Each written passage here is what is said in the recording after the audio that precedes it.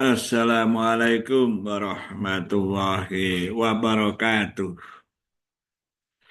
Bertemu lagi dengan saya, bincang-bincang matematika.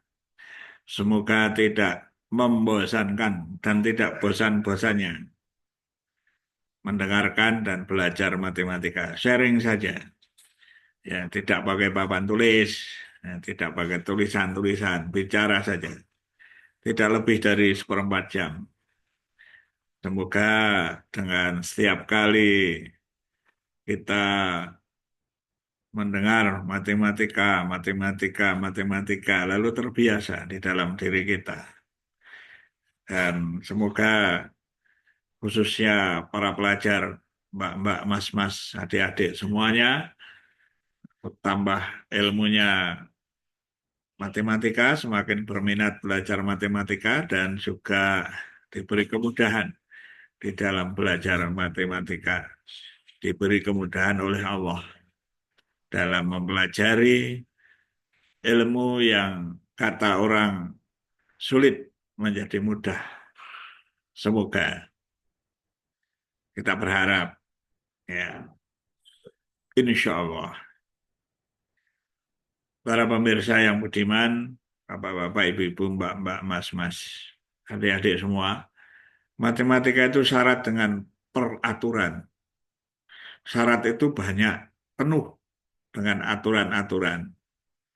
Mana mungkin kalau aturan-aturan itu tidak dihafalkan bisa matematika. Tidak bisa.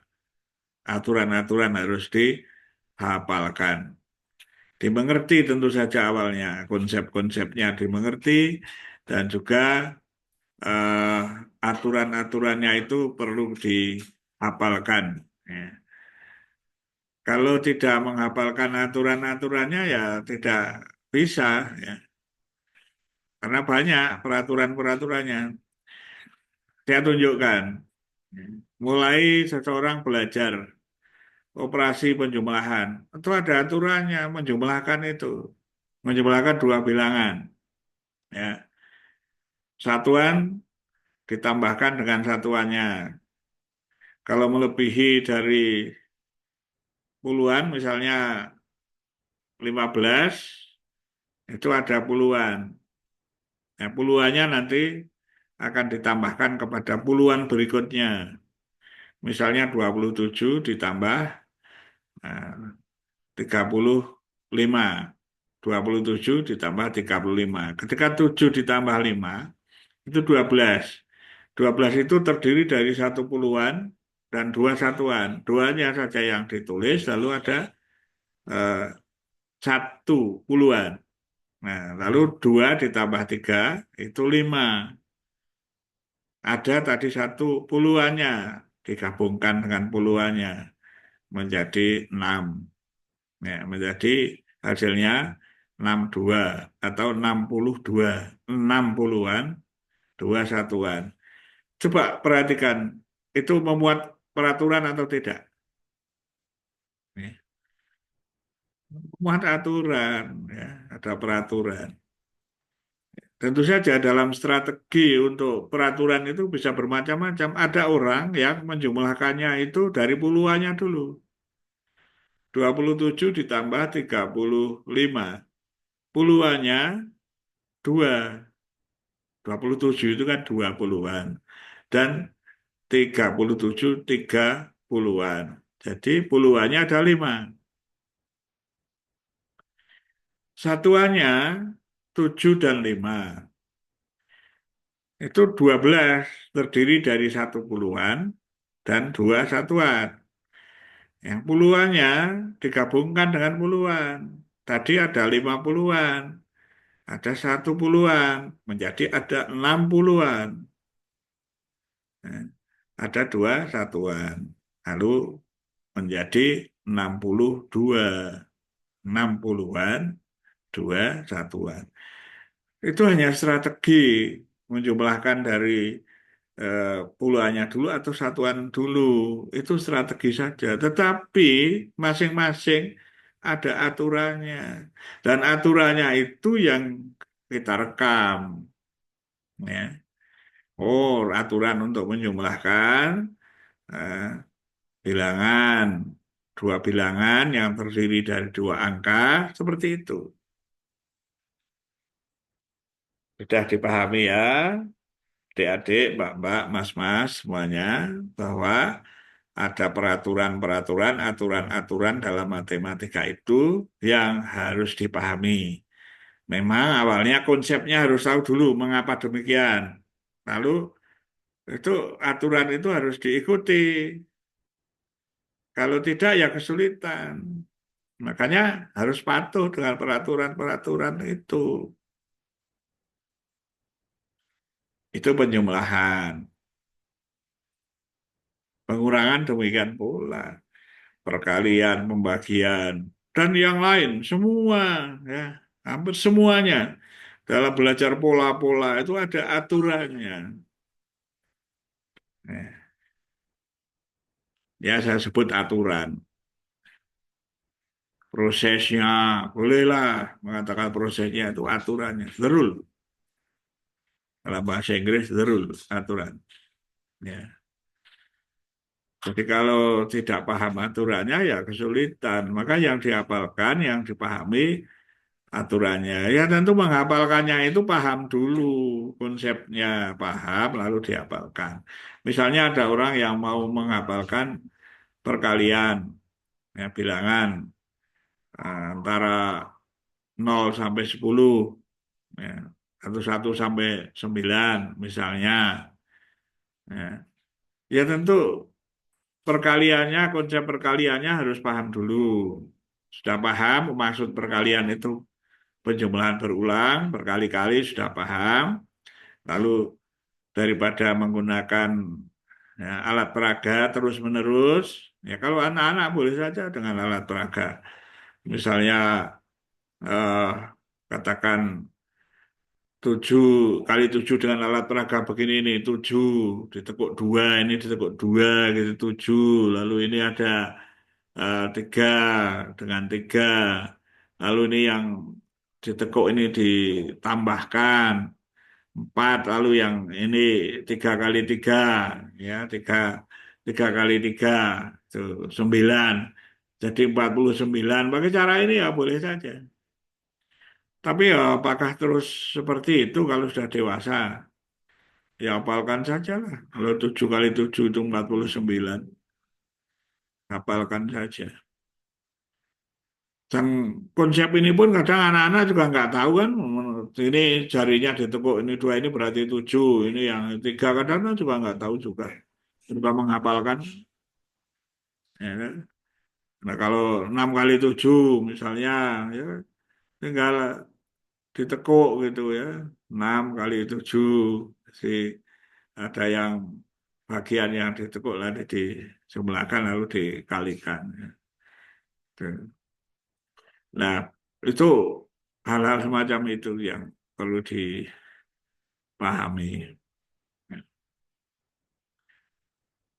Bapak-bapak, ibu-ibu, mbak-mbak, mas-mas, adik-adik semuanya, ya. Toh kita juga akan berhadapan pada pemikiran misalnya ini 6 kali 7 ini ada ditekuk 1 6, yang satu ditekuk 2. Ini 6 kali 7 atau 7 kali 6. Nah, ini kan ada yang satu ada berapa? 4, yang satu ada 3. Ini 3 kali 4 kan 12. Yang ini 30 toh menambahkan juga. Ini ada 42. Itu dari 30, ini 3 yang ditekuk itu adalah ini 2 ini dengan 2 dengan 1 ya. Dengan 1. Kalau begini ya. 2 dengan 1. Lalu apa mana yang ditekuk terserah kok ini. Ya. Jadi ini yang jari yang ditekuk ini, ya, jari manis ini loh, jari manis sama ini 2 ditambahkan kan 3. Lah ini kan 3 kali 4 kan harus tahu juga 12. Lah ditambahkan 30 tambah 12 42 itu 7 kali 6 atau 6 kali 7. Lah daripada begitu kalau sudah dewasa kan ya hafalkan saja lah 7 kali 6 yang 42 gitu. Ya, kita punya akal punya kan untuk menghafalkan. daripada setiap kali mau menghitung, wah bingung nekuk-nekuk jari gitu. Ya udah lancar ya boleh saja, tapi nanti juga akan kesulitan dalam teknis-teknis tertentu itu mengalihkan tidak pakai itu. Misalnya ya 35 kali 35. Kadang pakai strategi 3 kali 5, maaf, 35 kali 35, 3 kali 4, 2 ditambah 5 kuadrat, 1225. Kan gitu. Ya. Tanpa menekuk ini kesulitan lagi kan. Karena ada strategi-strategi lain dalam menghitung. Ya. Cara, ya cara ini aturan. Misalnya 99 kali 99 kan lama pakai jari.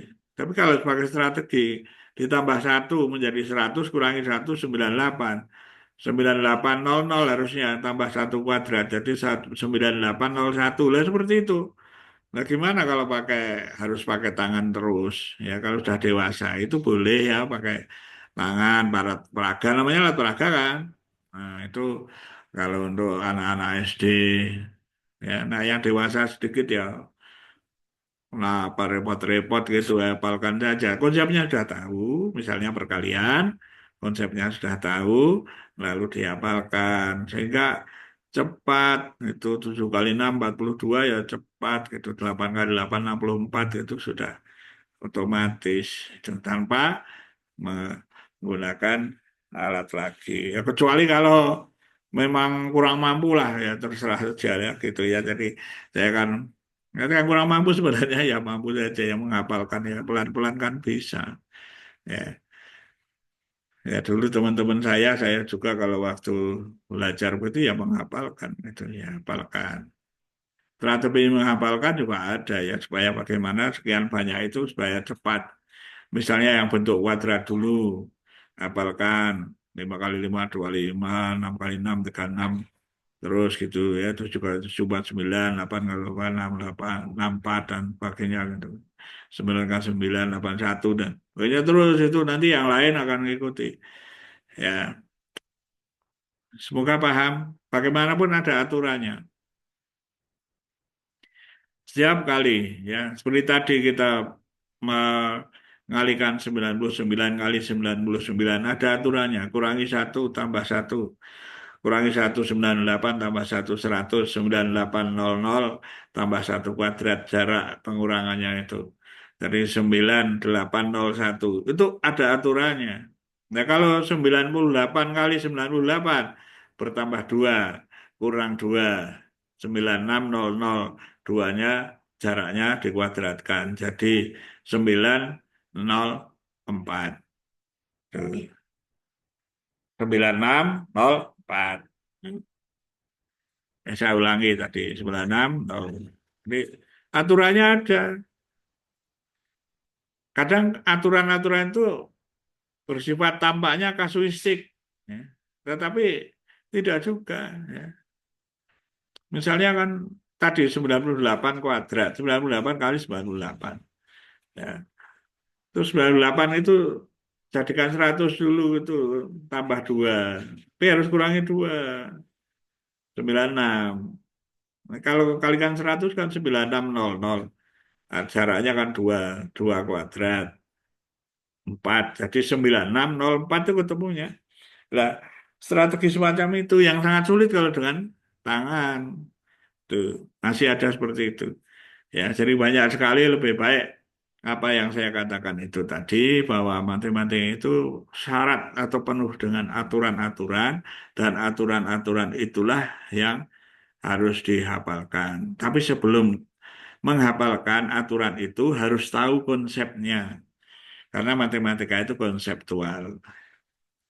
Ya, mudah-mudahan dipahami ya oleh adik-adik, mbak-mbak semuanya, bapak-bapak juga terutama para guru banyak kelemahan ya dalam mengajar matematika loh ya dimanapun berada ya guru sekolah dasar, guru SMP atau yang sederajat bahkan guru SMA ya banyak yang masih kelemahan. Ya tentu saja saya sendiri tidak sempurna, masih banyak kekurangannya. Tapi itu kan dari awal ya sharing saja lah untuk supaya senang dengan matematika. Ya, silakan kalau ada yang lain punya pengalaman-pengalaman matematika kan di-share gitu. Ya, sekian saja ya, tidak lama-lama. Ya, sedikit-sedikit ya, supaya paham dan mudah-mudahan ada manfaatnya khususnya bagi para dan para guru dan secara umum bagi siapa saja karena matematika for all untuk semuanya. Ya. Sekali lagi mudah-mudahan ada manfaatnya. Wassalamualaikum warahmatullahi wabarakatuh.